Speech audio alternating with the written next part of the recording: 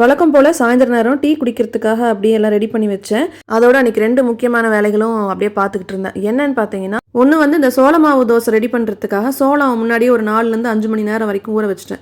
அதை நல்லா க்ளீன் பண்ணி கல்லெல்லாம் நீக்கிட்டு ஒரு 4 to 5 ஹவர்ஸ் வரைக்கும் நல்லா ஊற வச்சுருந்தேன். இப்போ வந்து தண்ணியெல்லாம் வடிச்சிட்டு அப்படியே ஃபில்டர் பண்ணி வச்சுருந்தேன். அப்புறம் 2 டேபிள் ஸ்பூன் அளவுக்கு அவளுமே நான் ஒரு 15 நிமிஷம் மட்டும் அதை ஊற வச்சுருந்தேன். இப்போ இந்த சோளத்தை வந்து நம்ம மிக்சர் ஜாரில் போட்டு நல்லா அரைச்சிட்டு அதுக்கப்புறம் இந்த அவல் ஊற வச்சதை வந்து உள்ளே ஆட் பண்ணி அரைச்சி வச்சுக்கலாம். இப்போ இருக்கிற அந்த தோசை மாவு வந்து ஒரு 1/2 கிலோ அளவுக்கு தோசை மாவு இருந்தது. அதோட இந்த சோள மாவையும் வந்து நான் மிக்ஸ் பண்ணி தேவையான அளவுக்கு உப்பு சேர்த்து மிக்ஸ் பண்ணி வச்சுட்டேன். ஒரு 2 ஹவர்ஸ் கழிச்சு நம்ம தோசை ஊற்றிக்கலாம். மாவு அதுக்குள்ளே புளிச்சுக்கும். இங்கே வீடியோ எடுத்துக்கிட்டே வேலை பார்த்ததுனால டீயுமே ஆறிப்போச்சு. ஆறிப்போன டீயோட இந்த பண்ணை தொட்டு அப்படியே சாப்பிட்டுட்டேன். அன்றைக்கி சாமி கிட்ட ஒரு பெரிய கோரிக்கையோட தான் இன்றைக்கி சாமி கும்பிட்டேன். ஃபர்ஸ்ட் டைம் ப்ரௌனி செய்ய போகிறேன், ஒழுங்காக வந்துடணும் அப்படின்னு. இப்போ வீடியோஸில் எந்த வீடியோவை ஓப்பன் பண்ணி பார்த்தாலும் அங்கே ப்ரௌனின்ட்டே வருது. அதை பார்த்தோன்னே என் பசங்க வேறு டெம்ட் ஆகி எனக்கு ப்ரௌனி செஞ்சு கொடுங்கன்னு எனக்கு கேட்டானுங்க. ஓடிஜி வாங்கி வச்சுக்கிட்டு என்னமா பண்ணுறீங்க, எனக்கு ப்ரௌனி செஞ்சு கொடுங்க நானுங்க. சரி அதையும் செஞ்சு பார்த்துருவோம் அப்படின்ட்டு தான் அதை செய்ய ஆரம்பித்தேன். அதை செஞ்சு முடிக்கிறதுக்குள்ளே சில சொதப்பல்கள் எல்லாம் நடந்துச்சு. அது என்னங்கிறத நெக்ஸ்ட் வீடியோவில் சொல்கிறேன்.